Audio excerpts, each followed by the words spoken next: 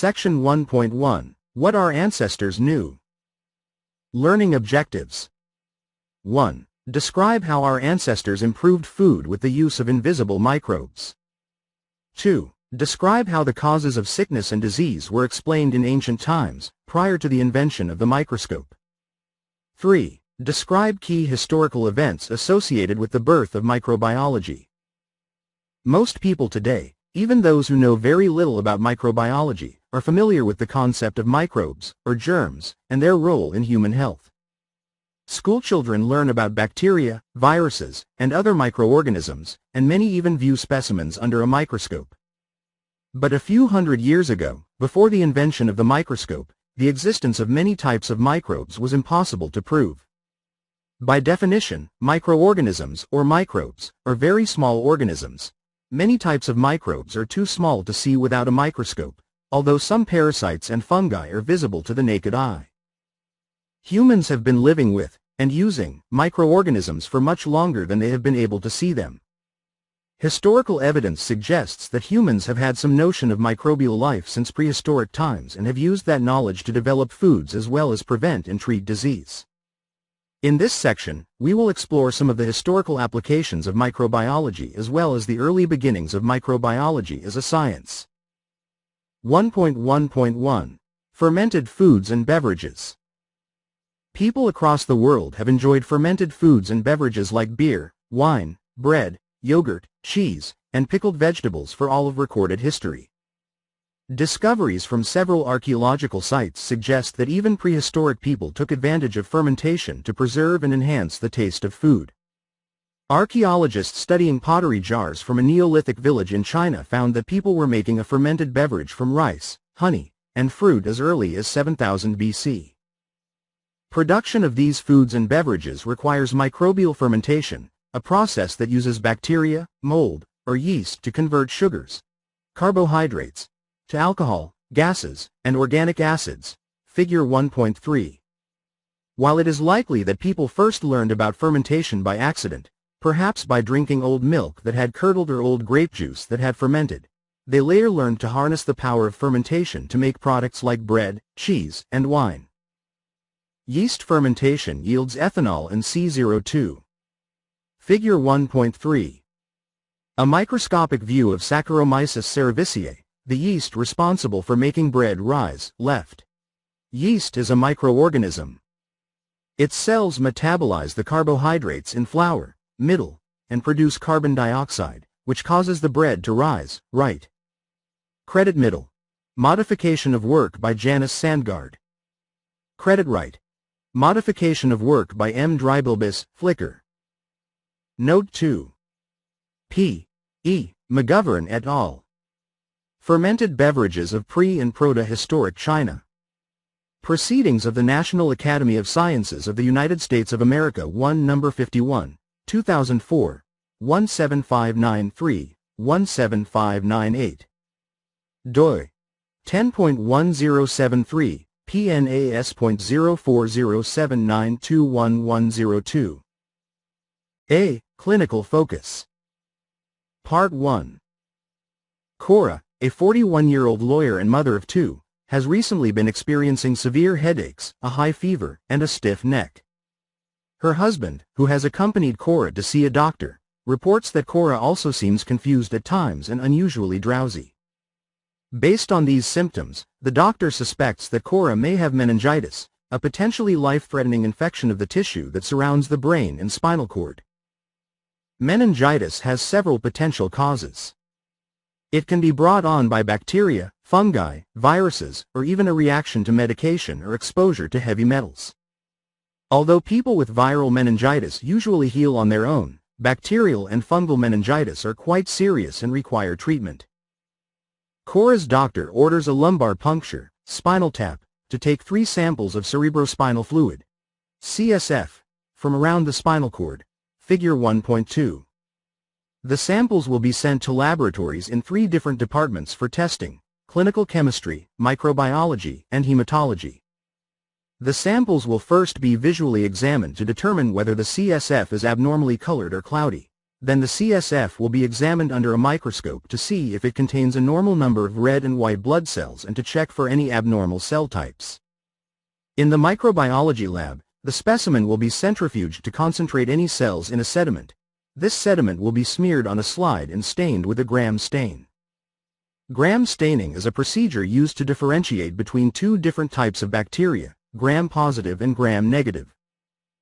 About 80% of patients with bacterial meningitis will show bacteria in their CSF with a Gram stain. Cora's Gram stain did not show any bacteria, but her doctor decides to prescribe her antibiotics just in case. Part of the CSF sample will be cultured, put in special dishes to see if bacteria or fungi will grow. It takes some time for most microorganisms to reproduce in sufficient quantities to be detected and analyzed. What types of microorganisms would be killed by antibiotic treatment? Figure 1.2. A lumbar puncture is used to take a sample of a patient's cerebrospinal fluid, CSF, for testing. A needle is inserted between two vertebrae of the lower back, called the lumbar region. B. CSF should be clear, as in this sample. Abnormally cloudy CSF may indicate an infection but must be tested further to confirm the presence of microorganisms. Credit A. Modification of work by Centers for Disease Control and Prevention. Credit B. Modification of work by James Heilman. Jump to the next clinical focus box. B. The Iceman treateth. Prehistoric humans had a very limited understanding of the causes of disease, and various cultures developed different beliefs and explanations. While many believed that illness was punishment for angering the gods or was simply the result of fate, archaeological evidence suggests that prehistoric people attempted to treat illnesses and infections. One example of this is Otzi the Iceman, a 5,300-year-old mummy found frozen in the ice of the Otzal Alps on the Austrian-Italian border in 1991.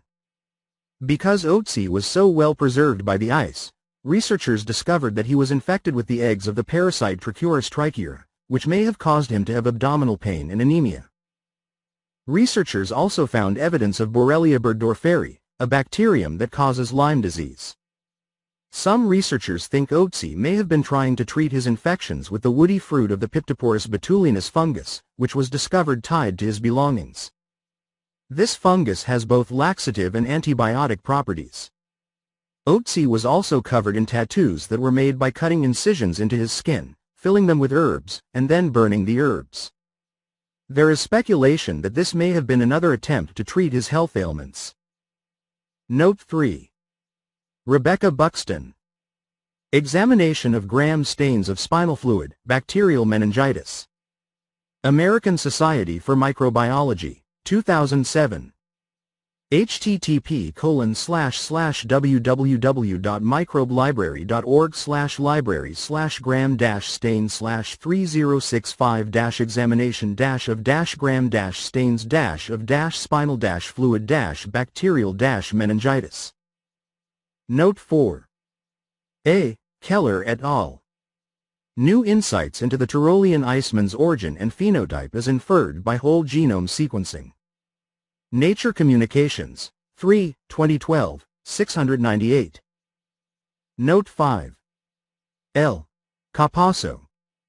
5,300 years ago, the Iceman used natural laxatives and antibiotics.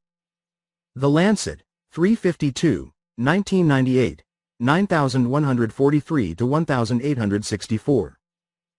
Note 6. L. Capasso, L. 5,300 years ago, the Iceman used natural laxatives and antibiotics. The Lancet, 352 No. 9143, 1998, 1864.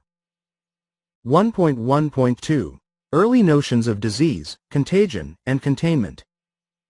Several ancient civilizations appear to have had some understanding that disease could be transmitted by things they could not see. This is especially evident in historical attempts to contain the spread of disease. For example, the Bible refers to the practice of quarantining people with leprosy and other diseases, suggesting that people understood that diseases could be communicable. Ironically, while leprosy is communicable, it is also a disease that progresses slowly. This means that people were likely quarantined after they had already spread the disease to others. The ancient Greeks attributed disease to bad air, malaria, which they called miasmatic odors. They developed hygiene practices that built on this idea. The Romans also believed in the miasma hypothesis and created a complex sanitation infrastructure to deal with sewage. In Rome, they built aqueducts, which brought fresh water into the city, and a giant sewer, the Cloaca Maxima, which carried waste away and into the river Tiber, figure 1.4. Some researchers believe that this infrastructure helped protect the Romans from epidemics of waterborne illnesses. Figure 1.4. A. The Cloaca Maxima, or greatest sewer, shown in red, ran through ancient Rome. It was an engineering marvel that carried waste away from the city and into the river Tiber. B. These ancient latrines emptied into the Cloaca Maxima.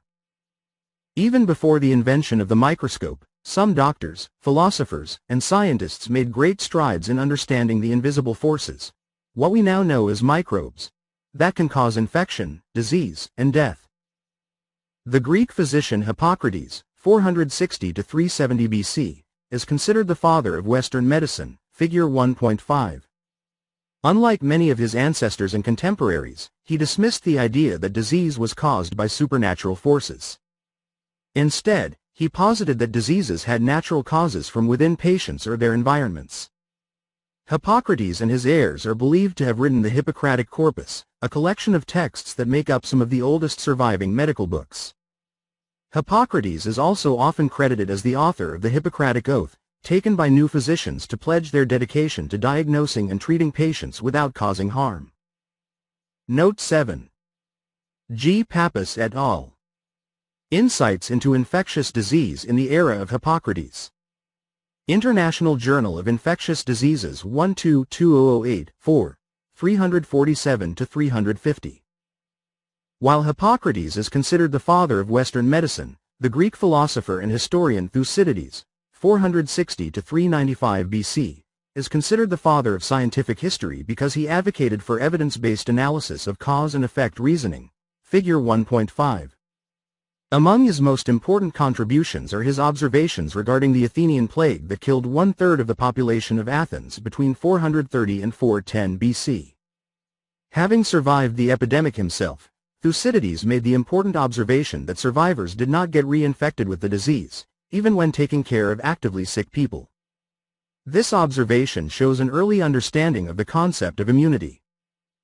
Marcus Terentius Varro, 116-27 BC, was a prolific Roman writer who was one of the first people to propose the concept that things we cannot see, what we now call microorganisms, can cause disease, figure 1.5. In Res Rustici, on farming, published in 36 BC, he said that precautions must also be taken in neighborhood swamps. Because certain minute creatures, Animalia minuta, grow there which cannot be seen by the eye, which float in the air and enter the body through the mouth and nose and there cause serious diseases. Note 8. Thucydides. The History of the Peloponnesian War. The Second Book, 431 BC, translated by Richard Crawley. http://classics.mit.edu/thucydides/pelopor.2.2.html. Note 9. Plinio Prioreschi. A History of Medicine, Roman Medicine. Lewiston, N.Y. Edwin Mellon Press, 1998, page 215. Figure 1.5. A. Hippocrates, the father of Western medicine, believed that diseases had natural, not supernatural, causes. B. The historian Thucydides observed that survivors of the Athenian plague were subsequently immune to the infection. C. Marcus Terentius Varro proposed that disease could be caused by certain minute creatures, which cannot be seen by the eye. Credit C. Modification of work by Alessandro Antonelli. Check your understanding. 1. Give 2 examples of foods that have historically been produced by humans with the aid of microbes. 2. Explain how historical understandings of disease contributed to attempts to treat and contain disease. 1.1.3. The birth of microbiology. While the ancients may have suspected the existence of invisible minute creatures, it wasn't until the invention of the microscope that their existence was definitively confirmed. While it is unclear who exactly invented the microscope, a Dutch cloth merchant named Antony van Leeuwenhoek, 1632–1723, was the first to develop a lens powerful enough to view microbes. In 1675, using a simple but powerful microscope, Leeuwenhoek was able to observe single-celled organisms, which he described as animalcules or wee little beasties, swimming in a drop of rainwater. From his drawings of these little organisms, we now know he was looking at bacteria and protists. We will explore Leeuwenhoek's contributions to microscopy further in How We See the Invisible World. Nearly 200 years after van Leeuwenhoek got his first glimpse of microbes, the golden age of microbiology spawned a host of new discoveries between 1857 and 1914.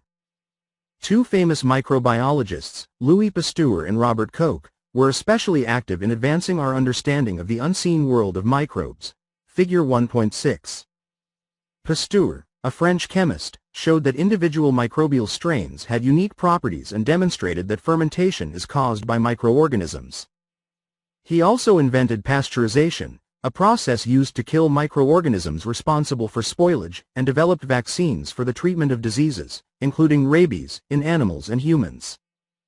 Koch, a German physician, was the first to demonstrate the connection between a single, isolated microbe and a known human disease. For example, he discovered the bacteria that cause anthrax, Bacillus anthracis, cholera, Vibrio cholera, and tuberculosis, Mycobacterium tuberculosis. We will discuss these famous microbiologists and others in later chapters. Note 10. S. M. Blevins and M. S. Brons. Robert Koch and the Golden Age of Bacteriology. International Journal of Infectious Diseases. 14 No. 9, 2010, E744 E751. Figure 1.6. A. Louis Pasteur, 1822–1895, is credited with numerous innovations that advanced the fields of microbiology and immunology. B. Robert Koch, 1843–1910, identified the specific microbes that cause anthrax, cholera, and tuberculosis. As microbiology has developed, it has allowed the broader discipline of biology to grow and flourish in previously unimagined ways. Much of what we know about human cells comes from our understanding of microbes, and many of the tools we use today to study cells and their genetics derive from work with microbes. Check your understanding. 1. How did the discovery of microbes change human understanding of disease? A. Micro-connections. Microbiology Toolbox. Because individual microbes are generally too small to be seen with the naked eye, the science of microbiology is dependent on technology that can artificially enhance the capacity of our natural senses of perception. Early microbiologists like Pasteur and Koch had fewer tools at their disposal than are found in modern laboratories, making their discoveries and innovations that much more impressive. Later chapters of this text will explore many applications of technology in depth, but for now, here is a brief overview of some of the fundamental tools of the microbiology lab. 1. Microscopes produce magnified images of microorganisms, human cells and tissues, and many other types of specimens too small to be observed with the naked eye. 2. Stains and dyes are used to add color to microbes so they can be better observed under a microscope. Some dyes can be used on living microbes, whereas others require that the specimens be fixed with chemicals or heat before staining. Some stains only work on certain types of microbes because of differences in their cellular chemical composition. 3. Growth media are used to grow microorganisms in a lab setting. Some media are liquids, others are more solid or gel-like. A growth medium provides nutrients, including water, various salts, a source of carbon, like glucose, and a source of nitrogen and amino acids, like yeast extract, so microorganisms can grow and reproduce. Ingredients in a growth medium can be modified to grow unique types of microorganisms. 4. A petri dish is a flat-lidded dish that is typically 10 to 11 centimeters cm in diameter and 1 to 1.5 centimeters high. Petri dishes made out of either plastic or glass are used to hold growth media, Figure 1.7. 5. Test tubes are cylindrical plastic or glass tubes with rounded bottoms and open tops. They can be used to grow microbes in broth, or semisolid or solid growth media. 6. A Bunsen burner is a metal apparatus that creates a flame that can be used to sterilize pieces of equipment.